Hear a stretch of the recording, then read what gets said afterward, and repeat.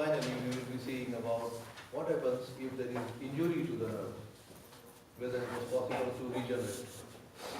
Okay? So nerve degeneration and regeneration. For this, of course, we have to start from the structure of the nerve, and structure of the nerve basically takes us to structure of the neuron. Okay? So it is having a cell body, okay, axon and the terminal. You can say, call it as a terminal. Okay? Now why I am calling it as a terminal? Again, like you say, there is something called as a dendrite. The cell body of the neuron is the main central area. In this central area, because it is part of, a neuron is part of the nervous system which is getting information, and it is also supplied to other parts of the body so that that part of the body can be controlled. Isn't it? So that makes it a structure in which information has to come and information has to be relayed. It has to go somewhere. The cell body is the central structure in this. The dendrite or the dendritic area is the area which is acting as the incoming. Okay, incoming to the cell body. And the axon is the area through which you can say it is the outgoing. Okay, so axons will be connecting to, say for example, the skeletal muscle, isn't it? And the dendrites will be connecting to wherever the information is coming from. Maybe other neurons, right? Maybe the cerebral cortex, because that is the area from where, say, motor information is coming, isn't it?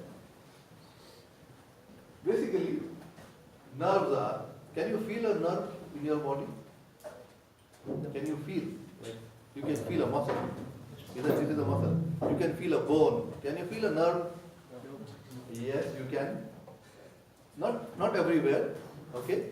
But particularly in the elbow, here. Here, you can feel it. Feel for yourself. This one. Just roll your finger in this groove, okay? Just roll your finger in this. Shall I feel it for you, somebody? You can feel it. This is part of, a small part of the ulnar nerve. Ulnar nerve. Similarly, in the popliteal region, the region behind the knee, this is called the popliteal fossa, or the popliteal region. There also, you can feel it if you press it properly, the peroneal, part of the peroneal nerve. And I don't know whether you have done this in your school days or not. You know, we know that here there is a nerve, and if you strike it, it will be like sending a sensation through your arm, isn't it? Did you do this? Yeah. Yeah, so what you strike is the nerve. And sometimes while playing, etc., if something hard hits here, then the whole arm is again affected, isn't it? So these are the two areas. And what is this? What is this nerve actually? The nervous system is, as you know, having two parts, sensory and motor, isn't it? Sensory is for taking the sensations, okay, to the center, which is the central nervous system, the brain and the spinal cord. So any information which is coming from the receptors going to the center, and in response to that, say a muscle has to contract, for example, in response to that is the motor. It is also called as ascending system, ascending, and going up to the center, to the brain, and descending system. So sensory or ascending, motor or descending. If you see, it is basically starting from the receptor. Do you know some receptors? Say for receptor for touch. Pacinian corpuscle, cross is the end bulb, isn't it? Ruffin is the end organ, muscle spindle, Golgi tendon. There are so many receptors out there. Now this receptor is the end point, isn't it? So from there, the information is beginning of whether touch, temperature, pain, etc., etc. these neurons which are having their axons. So basically a nerve will be a collection or bundle of neurons, isn't it? Collection or bundle of neurons. So these are the objectives which we have already talked about, peripheral nerves and the functions, etc. So in this picture you can see this is the cut section of a nerve, and this is the sort of, you can say, description or definition, that they are bundles of nerve fibers, and nerve fibers, they will not be cell bodies, they will be the long part. Which is the long part? The axon, isn't it? So they are bundles or collection, you can use either word. Bundles or collection of nerve fibers, which are basically axons, which are surrounded by connective tissue. That is, you can say, a description or definition of a nerve, okay, of a peripheral nerve. Nerves which are, that is just those two things, differentiation between cranial nerves and spinal nerves. So those nerves, again, very simple, we need not go into any details. Cranial nerves are those nerves which are originating inside the cranium. Cranium means the bone of the skull, isn't it? The skull bone, in medical terminology, is called as cranium. So the origin or the beginning of the nerves is inside the cranium. That's why they are referred to as cranial nerve. There are 12 pairs. And those nerves which are originating from the, or you can say outside the cranium. Outside the cranium, inside the cranium is the brain. Outside the cranium, isn't it? The spinal cord, right? Beginning from there up to the, okay, forget that. So spinal nerve. So those nerves which are, because if I keep on going into different information, we will be leaving out our today's topic. So spinal nerves are those nerves, to be very simple, which are originating from the spinal cord. Okay? Look at the picture again. This is basically a cut section of a nerve. Inside the nerve, you can again see there are a collection of bundles, isn't it? So as you can see, this is one bundle, this is another. Okay, that is third one. Inside this, again you can see there are various nerve bundles, you can say, isn't it? Nerve bundles, or you can see that they are axons. What is your another observation? Each axon is of different diameter, isn't it? Not all of them are the same diameter. They are of different diameter. Some are smaller, some are bigger. This is one point. Another point is, some of them will be having a covering, some of them will not be having a covering. That covering is called as myelin, and hence they will be called as myelinated nerve fibers or unmyelinated nerve fibers. Okay?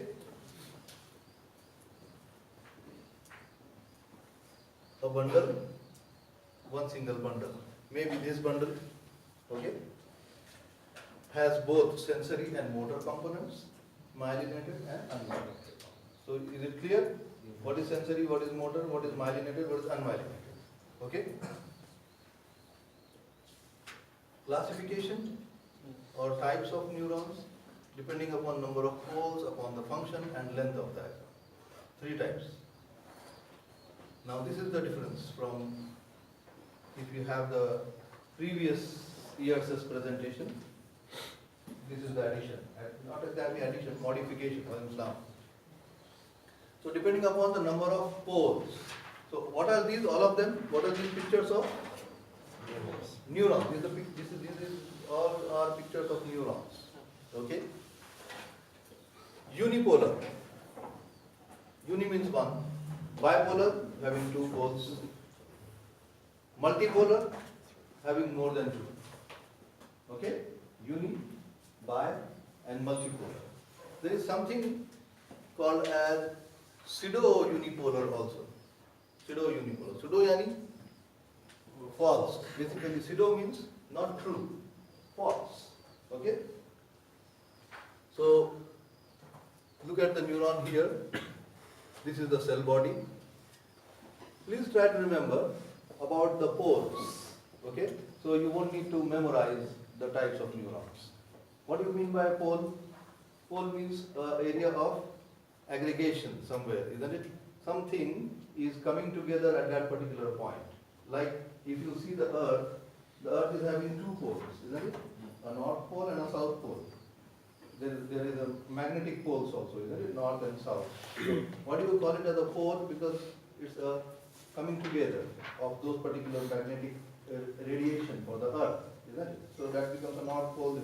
So similarly, in the cell body, there is a, when you look at any cell, you see that it is typically a rounded structure, right? Typically it is rounded. But when on the cell membrane or in one particular region, that particular rounding becomes like a small raised area. That's called as a hillock. A hill on the geographical surface, a hill is a small raised earth, isn't it? So here also the same terminology is used. It's called as a hillock. So that particular region in the cell, in a neuron, we are talking about neuron only, in this cell body, where there is slightly raised instead of being rounded, slightly raised, that becomes a hillock, and hence that becomes a point of origin of the axon.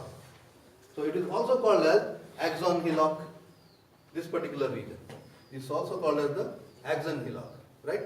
Here it is rounded, but here there is raised structure. That is called as axon hillock. Maybe it is there in the first picture. See here. Axon hillock, this one, the raised structure. So that makes it a pole. That makes it a pole, and that makes, or that gives rise to the axon. If there is only one, that's called as unipolar. Only one. Now coming to the bipolar, as you can see, it is having two. One from one's end, one on the opposite side. Isn't it? One hillock, another hillock. Now, we were talking about incoming information and outgoing information. And like I have told you initially, that incoming information is from dendrites and outgoing to the axon. So how is it in the unipolar? If there is unipolar, isn't it? In bipolar, it is easy to understand that here there are the dendrites, and this particular is the axon, and this is the terminal, right? Easy. What about here? What about incoming and outgoing? These particular ends, okay, are divisible into the two structures. Yani, the axon will be there, okay, and at the end of the axon, some of the terminals, they will be acting as dendrites for receiving information. Some of the terminals will be acting as the nerve terminal, okay, or buttons. That is the thing in the unipolar, okay. Some of them will be receiving, some of them will be giving out the information. Here, one side is receiving, another side is giving out the information. That is bipolar. This is pseudo-unipolar. Why it is called a pseudo-unipolar? Because there is one pole, so unipolar. But like this, it is not having only one axon. It will start off from the axon hillock, but it will split into two. It splits into two. So because it is axon hillock is only one, that is why it is called as uni. But after some time, it breaks into two. That is why it is called as, even though unipolar, but pseudo-unipolar. Okay? So here also you can see that it is having the two endings. So this is pseudo-unipolar. Here is the description of what I am saying. And the main points I have underlined over here. Like for example, unipolar have one process. Bipolar, they are having two specialized processes, a dendrite and an axon. There is a subclass of bipolar cells which are called as the pseudo-unipolar cells. Isn't it? Subclass, division. A single process splits into two, both of which function as the axons. This is about pseudo-unipolar. Okay? Here, finally, we come to the multipolar. Beneath the figure is written where they are present. It is present in or this is part of the invertebrate neuron. This is in the retina of the eye. So it is giving an example of where these cells are found. But this is ganglion cell of the dorsal root. What is dorsal root? Of the spinal cord. You know the structure of the spinal cord, isn't it? Ventral and dorsal roots. And these are examples of which is the remaining multipolar. Multipolar, isn't it? Why? Multipolar cells have one axon and many dendrites, as you can see. One axon. Here also one axon. Here also one axon. The cell body and the axon. What are these? These are dendrites. Dendrites. Okay? And you can easily again understand why there are so many dendrites over here. That means this must be basically specialized for receiving, because like I have told you, dendrites are for receiving information. So this neuron must be adapted to that particular area which is responsible for, so basically sensory, isn't it? So here, examples include motor neurons, hippocampal pyramidal cells with dendrites in the apex and the base, and cerebellar Purkinje cells with an extensive dendritic tree in a single plane. So, depending upon function, most of them sensory, also in the motor. Why? Because for performance of motor activity, like for example, even talking is a motor activity, isn't it? Isn't it? So, talking or movements of the skeletal muscles, it's not a simple thing. It has to come from the cerebral cortex, go to the cerebellum, you know, the cerebellum here, the small structure. It is basically responsible for fine-tuning all the muscle activities. This particular control to even the smallest group of muscles must be very, very accurate. If it has to be very accurate, it has to have larger number of nervous connections, isn't it? More the nervous connections, greater the accuracy. Got it, everyone? The types of neurons, depending upon functions, now very easy, isn't it? Sensory and motor. Bas, that's it, sensory and motor. So, like I have told you, ascending and descending. Another is efferent and afferent. Isn't, you know all these terms. So we can just simply skip this because motor or efferent neurons, sensory or afferent neurons. So no need of any explanation. Part of this sensation or part of control. Depending upon the length of the axon, there is Golgi type 1 and Golgi type 2. Golgi type 1, if the axon is long. Golgi type 2, if the axon is short. Bas, that's it. The cell body here is situated in the central nervous system and the axon reaches the remote peripheral organs. Here they are present in the cerebral cortex and the spinal cord because they are having shorter axons. They don't need to reach to the most peripheral or distant part, isn't it? So depending upon the length of the axon, Golgi type 1 and type 2, depending upon poles, unipolar, bipolar, multipolar, pseudo-unipolar, and depending upon function, sensory or motor. That was structural division, okay, based upon the structure of the neuron. Now this is functional division. So, like we have seen the structure of the neuron, the first part is the cell body, second part is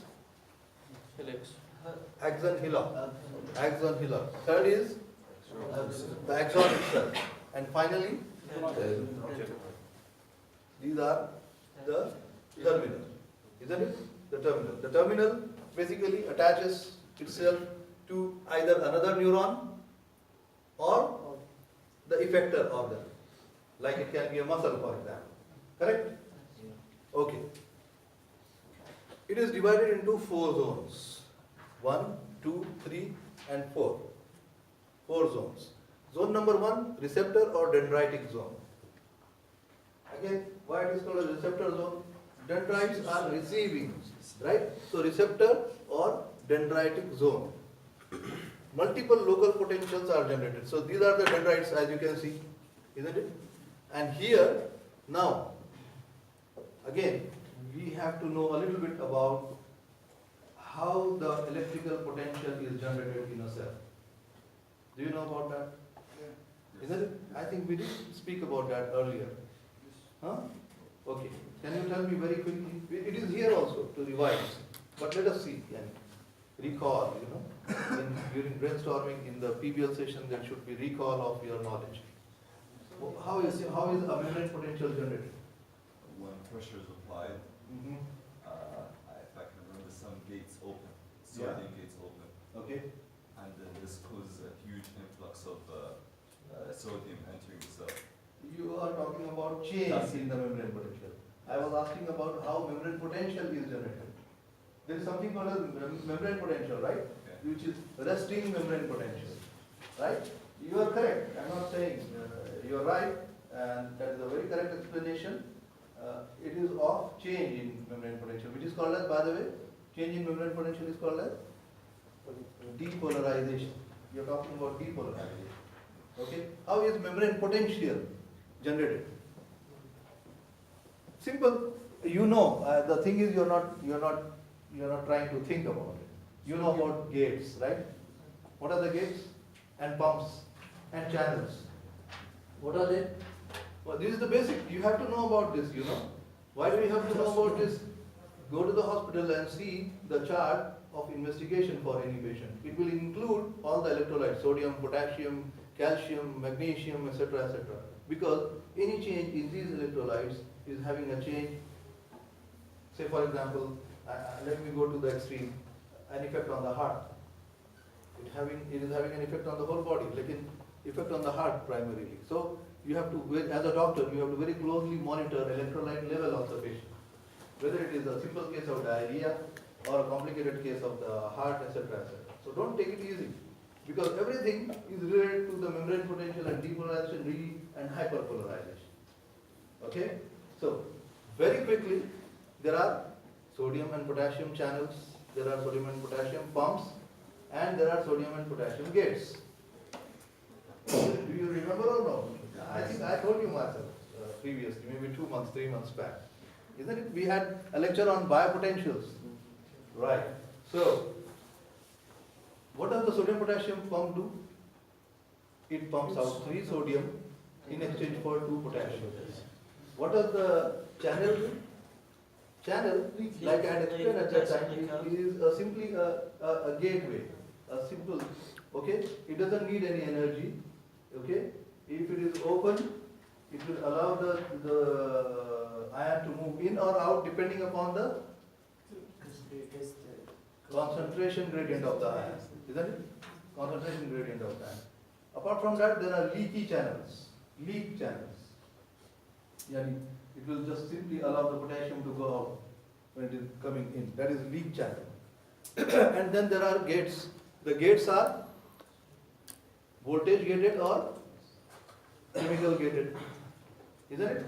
Voltage gated or chemical gated. So anyway, these are the channels and pumps and gates which are responsible for maintenance of membrane potential, which is called as resting membrane potential, by the way. In a nerve it is minus 70 millivolt. Isn't it? Minus 70 millivolt. How is minus 70 coming? Because of the action of primarily the sodium potassium pumps.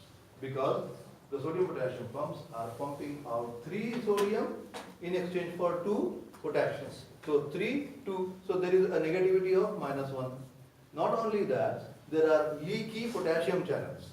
So 2 potassiums are coming in, but at the same time there is leak. I had explained leak also at that time. So the potassium is going out. First thing, 3 for 2, so negativity. The positive 2 which are coming in, it is also leaking out. So more negativity inside. And this negativity has been calculated to be minus 70 millivolt. That is resting membrane potential. Now what he was explaining was again very correct. That was depolarization. Like for example the Pacinian corpuscle, which is responsible for touch. So when you touch, Okay, what happens is the Pacinian corpuscle is stimulated, it is excited, isn't it? And so that was the first part, the resting potential. Here you can see, isn't it? The resting potential. Multiple local potentials generated by synaptic connections are integrated here. What are synaptic connections? What is a synapse? Yeah, a synapse is a junction or a connection. It can be between two neurons, it can be between a neuron and a muscle or effector organ. Okay, so basically it is just, you can remember it as a connection or a junction. So which are generated by, these are, suppose there are other connections here. Okay, so these connections, because of the exchange of information, etc., or any stimuli, like if it is a Pacinian corpuscle, then touch stimuli. Okay, so multiple local potentials. Is it not local? Local yani remaining in that place only. So resting membrane potential is a local potential, not traveling, not going anywhere. Okay, so that is resting. Second is this particular area where there is origin of the conducted impulse. That means these are the areas where the local potentials are generated. Let us call them local. Okay? Local, not going anywhere. Now here, in this region, the potential that is generated may, I am saying, not will, okay, may lead to movement of that particular potential. So that is why it is called as origin of the conducted impulse. Propagated yani moving from here to there, propagation, isn't it? Propagated action potential generated. This is the initial segment of the spinal motor neuron, initial node of Ranvier in a sensory neuron. What is this? What are these two? This is the differentiation point of origin between a sensory neuron and a motor neuron. Okay? In a sensory neuron, it is the first node of Ranvier. In the motor neuron, it is this particular region. Now, what is the node of Ranvier?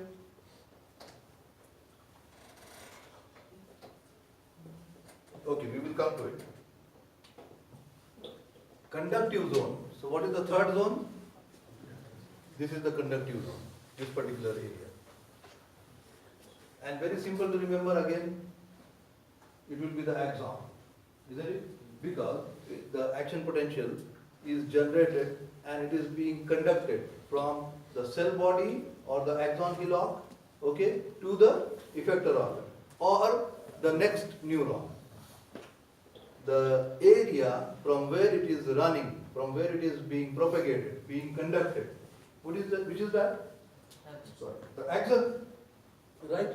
So the conducting zone is after the axon hillock and before the terminals.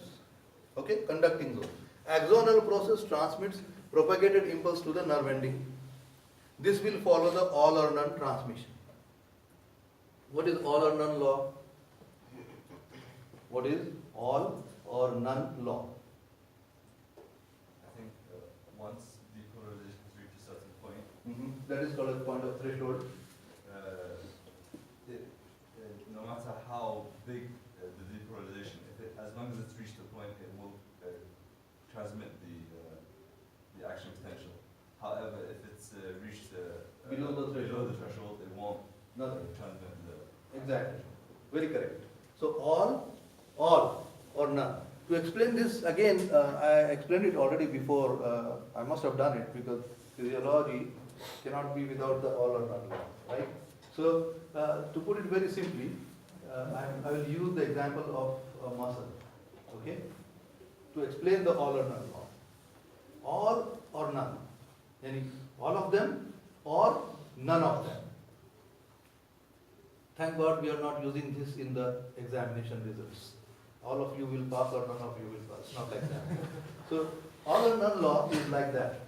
When a motor unit is a nerve fiber, a motor nerve fiber, supplies specific muscle cells, not all of the muscle, right?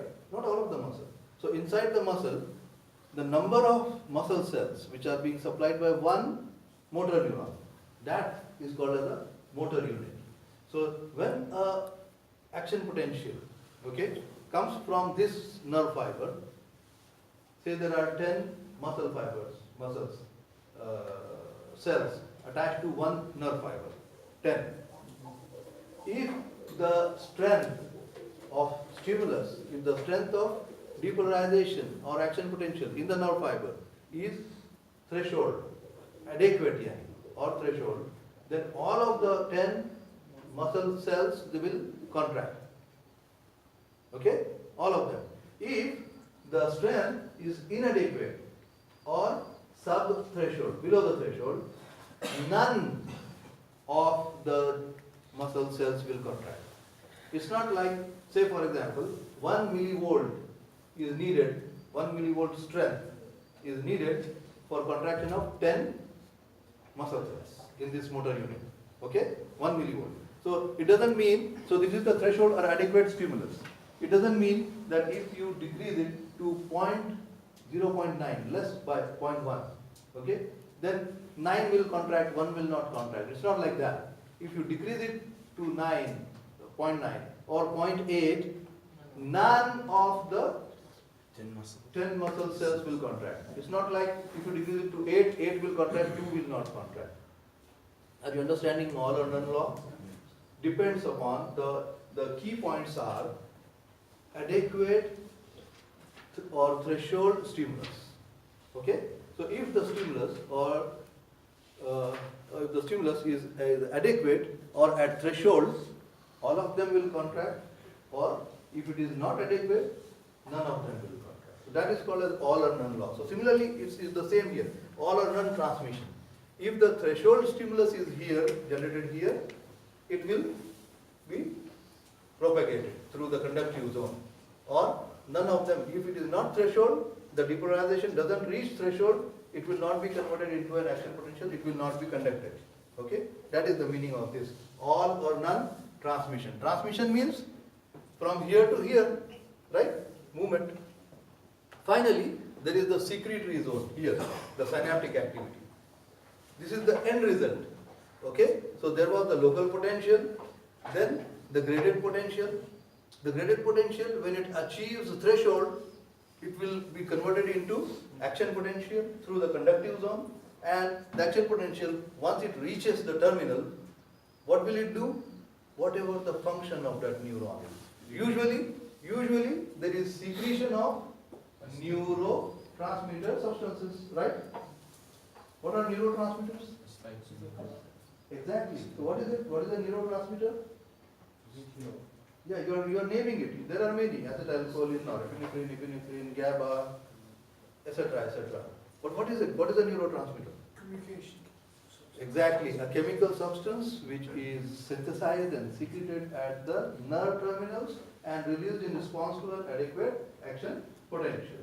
Okay, which is secreted in the synaptic cleft and performs its action. Say acetylcholine on the muscle will lead to muscle contraction, isn't it? So nerve ending where action potential causes release of neurotransmitters. Yes? What does means? AP mean? Action potential. Signal transmission we were talking about. Okay, one other thing. Here is something called as graded potential. Isn't it? I didn't talk about that. Graded. What do you mean by grading? You know grading. You are students, right? B, C, C plus, B plus, A plus. This is grades, right? So this potential is graded potential. So to put it simply, very simply, where is it? Yeah. The magnitude of potential is proportional to the intensity of stimulus. This is graded potential. That means, again, we use the very nice example of touch of a Pacinian corpuscle. Like we have just talked about, that when the Pacinian corpuscle is stimulated by touch, isn't it? Depending upon degree of or intensity of the touch, okay, the potential will keep on increasing. More the intensity or strength of the touch, higher will be the potential. Lesser the intensity of touch, lesser will be the potential. So this potential which is generated, is it not dependent upon the stimulus? Strength of stimulus? Yes or no? Yes. Yeah, it is. It is. That is why it is called as graded potential. Clear? Yeah. This is the ionic basis of EM. What is EM? M for membrane, E for the electrical change in the membrane, isn't it? So, but I already talked about this, right? I already mentioned the channels and the pumps. So this is the basis of whatever electrical activity is going on. You can just read for yourself also. And this is about the graded potential, which again I have explained, localized depolarization or hyperpolarization, depending upon what? Intensity of stimulus. Then we have covered the local potential, which is also called as the resting membrane potential. Next was graded potential, isn't it? Starting in the exergy law, if the graded potential reaches threshold, it will be converted into action potential, right? What is action potential? Travels the wave of depolarization. If the depolarization is occurring in one region and then it is repolarizing, it is not called as an action potential. It is staying there only, right? There is polarized state of the membrane. There is some stimulus which causes depolarization, but the stimulus is not strong enough. So it will cause depolarization and repolarization in the same region without moving. If the strength of the stimulus reaches threshold, it will be, this depolarization in this particular region will be converted into depolarization in the adjacent region. Why? Because here it is very strong. The depolarization is very strong. Very strong, reaches the threshold, the intensity.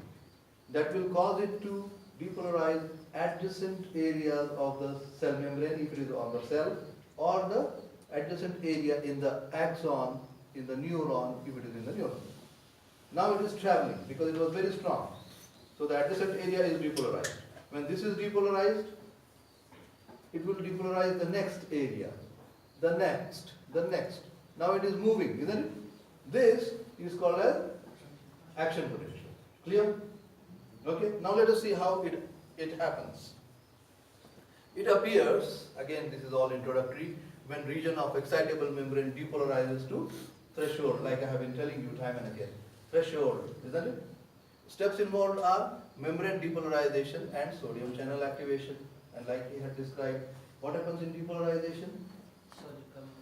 Yeah, what happens in depolarization? The sodium gates, they open, the channels, they open suddenly. Channels, okay? Not the gates and not the pumps. Pumps are responsible for pushing out, okay? So, sodium gates and sodium channels. Voltage gated, if it is voltage gated, it will also open, by the way. So, they open. What I mean to say is that. And now, as you know, positivity is on the outside and negativity on the inside. That is resting membrane potential, right? Right, everyone? Positivity outside, so more sodium is outside. As soon as these gates, they will open, these channels, they will open, what will happen? There is more concentration of sodium outside, less. Do you remember how much it is in numbers? It is almost like 143. How much? Outside? Milli equivalent? 144, 145, 143? Yeah, right?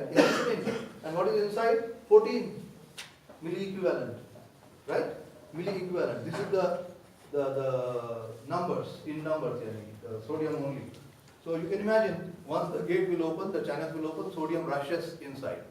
That causes depolarization, correct? So positivity inside and negativity outside. So membrane depolarization and sodium channel activation. Sodium channel activation, potassium channel. Next step will be sodium channel inactivation, any closure. Next will be potassium channel, potassium, isn't it? Because I hope you are remembering that repolarization is not because of sodium going out, it is because of potassium going out of the cell, isn't it? Repolarization. isn't it? Repolarization occurs. Depolarization occurs because of sodium moving in. Repolarization occurs because of potassium moving out. So potassium channel activation, yani they will open and potassium will rush out and return to normal permeability, yani normal membrane potential status. Now what are the characteristics of action potentials? There are certain things which they are yani characteristic behavior. Generation of action potential follows the all or none principle. I have already explained that, isn't it? Either the stimulus is adequate threshold or subthreshold inadequate. So it will fire an action potential or not fire an action potential. The refractory period lasts from the time action potential begins, okay, until normal resting potential returns. Now what is refractory period? Yeah, period of refractoriness, either in a nerve or in a muscle. It is the same. It is there in the heart also. Is that period in which once an activity has started, like the action potential. If so, what is the action potential because of a stimulus, right? Stimulus, some activity, say action potential. Now this action potential is lasting for some time. If you give another stimulus during the performance of the action potential, yeah, you understand what I am saying? So there is one stimulus, the result is an action potential. If you give a second stimulus, and this second stimulus will be falling during the action potential, nothing will happen. This, nothing will happen, is called as period of refractoriness or refractory period. To use the example of the heart, because it's a fantastic example, the heart is contracting and relaxing. Isn't it? Systole and diastole. Contraction, it is a muscle, isn't it? A muscle will contract when all of the muscle cells, they will undergo depolarization, isn't it? Depolarization. And depolarization will occur because of arrival of the action potential. In case of the heart, it is the sinus node which is sending out the cardiac impulse. Okay? Once the cardiac impulse is passing over the heart muscle goes into contraction. Muscle contraction, which is a physical, mechanical activity resulting from electrical activity. Isn't it? What is the electrical activity? The cardiac impulse, which you can record using the ECG machine. What you are recording, that is the electrical activity of the heart, right? So electrical activity converted into physical, mechanical work by the contraction of the muscle of the heart. Now, this is called as systole. Aware of the term, systole and diastole? This is called as systole. If one is the natural cardiac impulse which is coming from the SA node, right? Autorhythmicity, that is one of the properties of the heart. If you give from the external side another electrical stimulus, now there is one electrical stimulus coming from the SA node, because of which the muscle is going into systole, contraction. As soon as there is cardiac impulse coming, you give from outside another impulse. Okay? Will it cause so because of the first impulse, the muscle is contracting. Because of the second impulse, logic says the muscle should contract again, or it should contract below. Salah, please. Huh? Salah.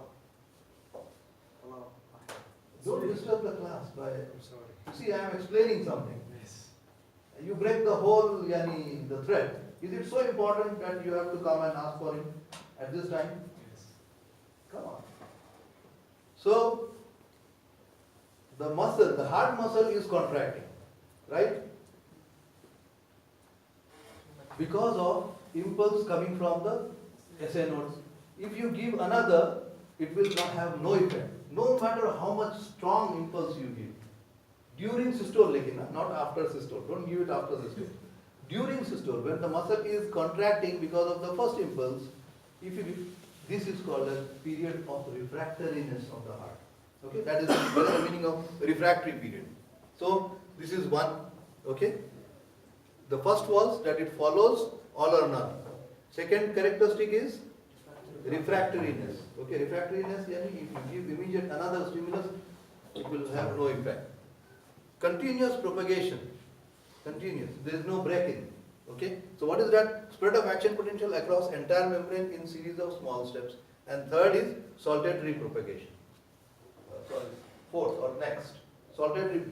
So either there will be continuous yani along the length, one after the other, and saltatory. Saltatory means jumping from here to here like this. Instead of this is continuous and this is saltatory. You got that? Okay. What is saltatory? Action potential spreads from one node to another, skipping the internodal. So which will be faster? The saltatory will be faster, obviously, isn't it? Because it is jumping. This brings us to myelination and non-myelination. Okay. So myelinated fibers are those which are having a specific covering. What is the covering coming from? Schwann cells, isn't it? What are the other types of cells in the nervous system? Oligodendrocytes, astrocytes, which are basically called as glial cells. So there are neurons and there are glia. G-L-I-A, glia. Glia, in Greek, it's a Greek word. Basically means glue. You know glue? G-L-U-E, glue, adhesive, which you use. Isn't it? Glue. So it's glue-like. That's why they are called as the whole neurons and glia. If you see the glia, there are glial cells, okay, oligodendrocytes, astrocytes, etc., etc. Some of them are again modified into Schwann cells. The Schwann cells, suppose this is a nerve fiber, this is an axon. So the Schwann cell will wrap itself around the axon. Okay, it will wrap. And this is one Schwann cell. There will be another Schwann cell here. There will be third Schwann cell here. Right? Are you getting this picture? So what about the point in between two Schwann cells? There is nothing here. Right? So this makes it a node. This is a node. From this node to this node. Understand? That is. And this covering of the Schwann cell is called as myelination. So those nerve fibers which are not having the Schwann cell wrapping, they are called as non-myelinated or unmyelinated. Okay? And those which are having are called as myelinated. Myelin is a whitish lipoprotein. So let me read it very fast. Formed by the wrapping of the plasmodium of the Schwann cell around the axon in the peripheral nerve.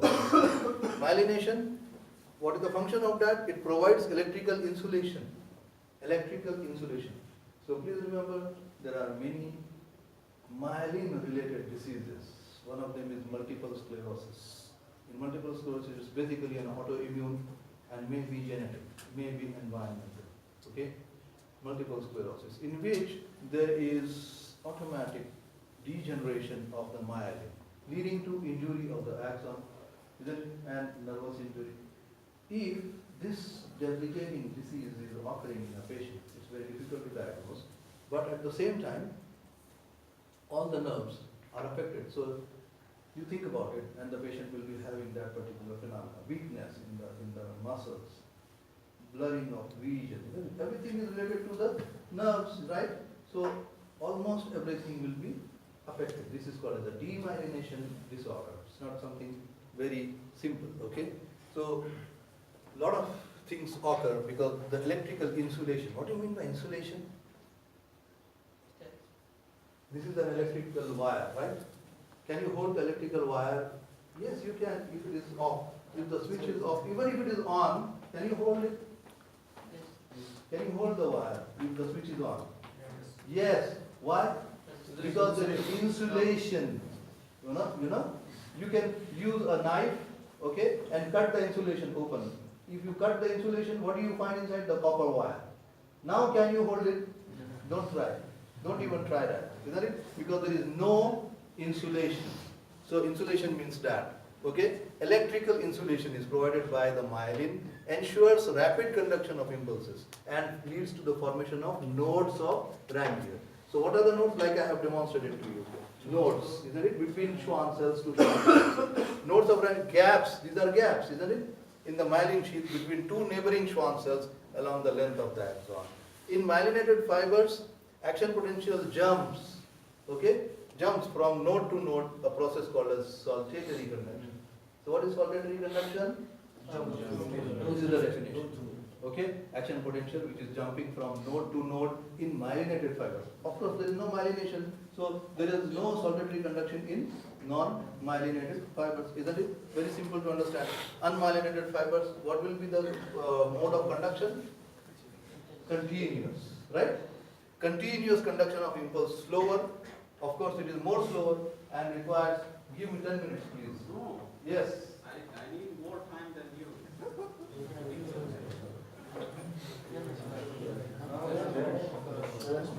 Okay, so unmyelinated fibers, continuous conduction of the impulses, which is slower and requires more energy than the solitary conduction.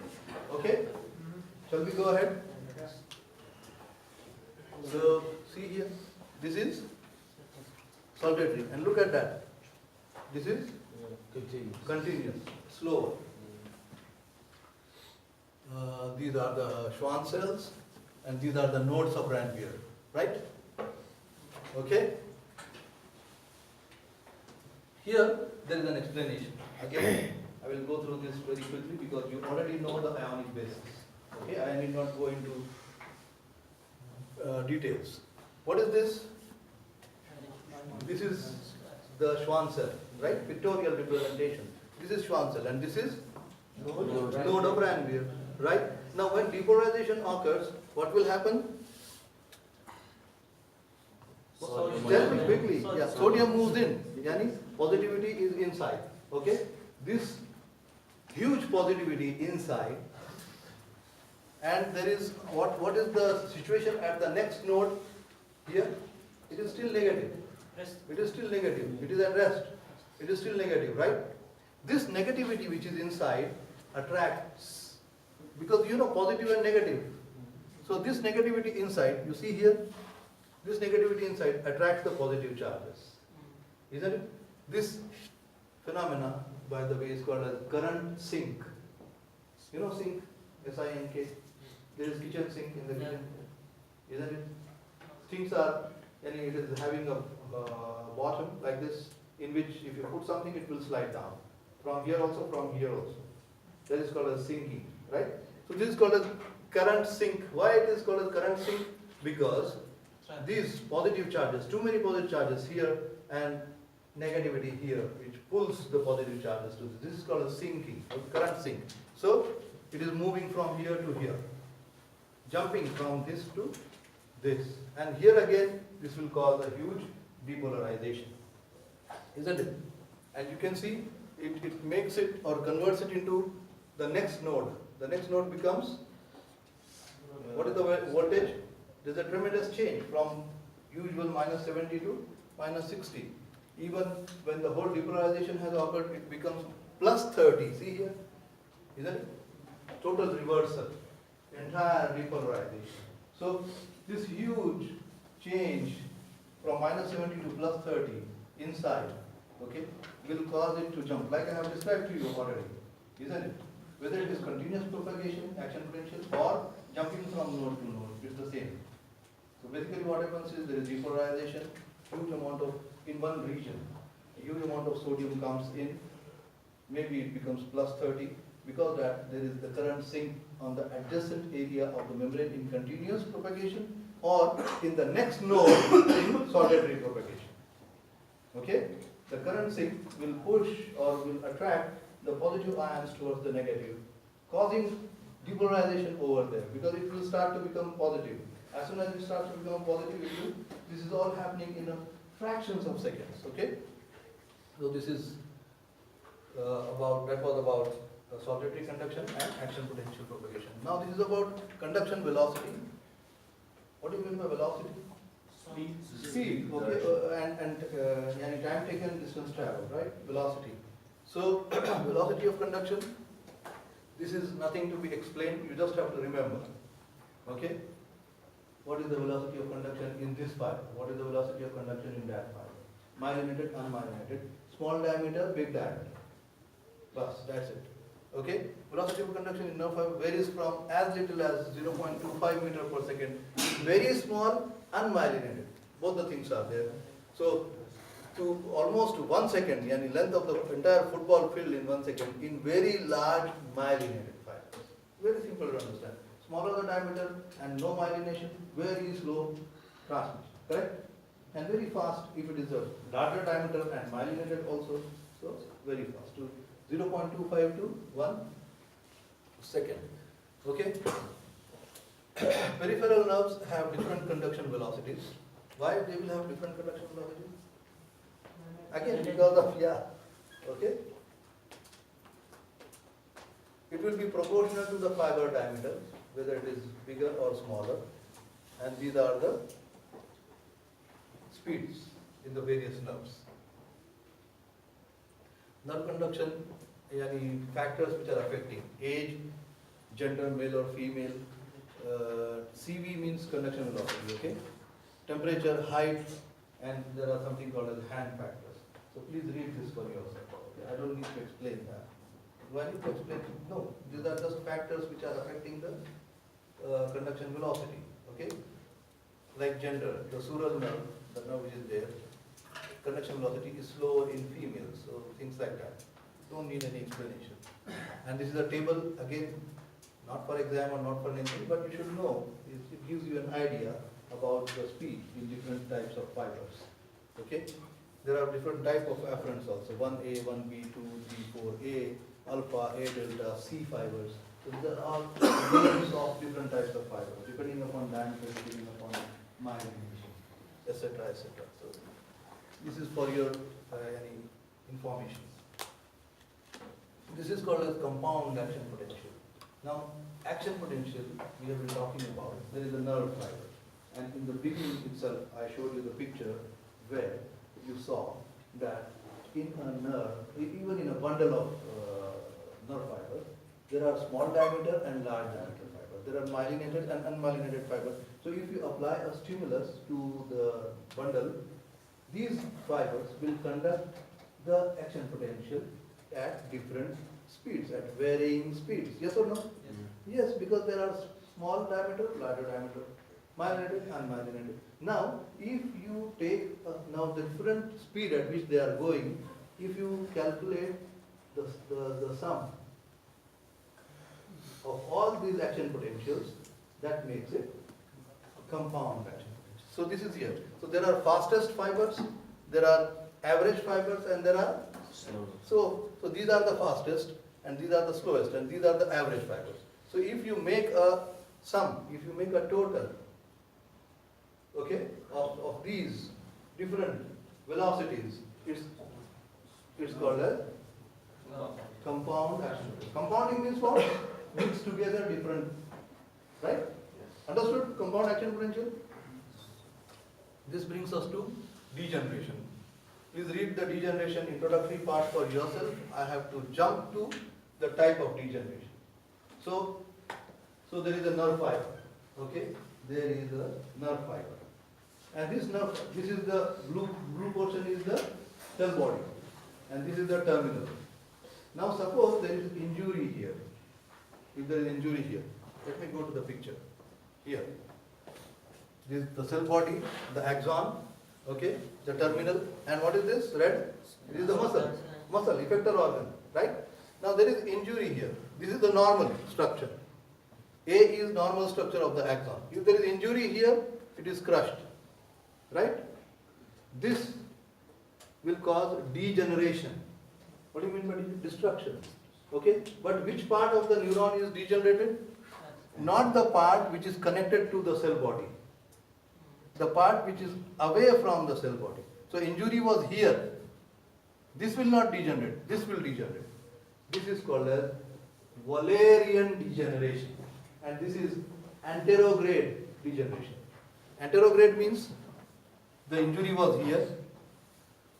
If it will degenerate like this towards the cell body, it is Retrograde. Retro means from the point of injury back towards the cell body. Retro. Retro means back. Retrograde. So it's not retrograde degeneration. From the point of injury, the distal portion, it is called as anterograde degeneration, which is called as Valerian degeneration. Okay? After significant injury, which is C, the nerve will begin to degrade in an anterograde fashion. Axon and surrounding. So you can see it is degenerating. The surrounding macrophages, etc., they will come and they will engulf. Okay? Now, what remains here, everything is removed, engulfed by the phagocytosis, right? What is remaining here outside? Can you see something? Yes. What is it? It is the remain of the myelin sheath. This acts like a guide. So this remaining myelin sheath, it acts like a guide and it starts to grow. The axon will start to grow again and will again reconnect. Okay? Will again reconnect. So this is what happens to some of the neurons after injury. It is called Valerian degeneration. Please come in, sir. Come in. Yeah, ho gaya, it's finished. And thank you for giving me 10 minutes more. They have the space codes. Without break, we go on. क्या करे यार? 3 HK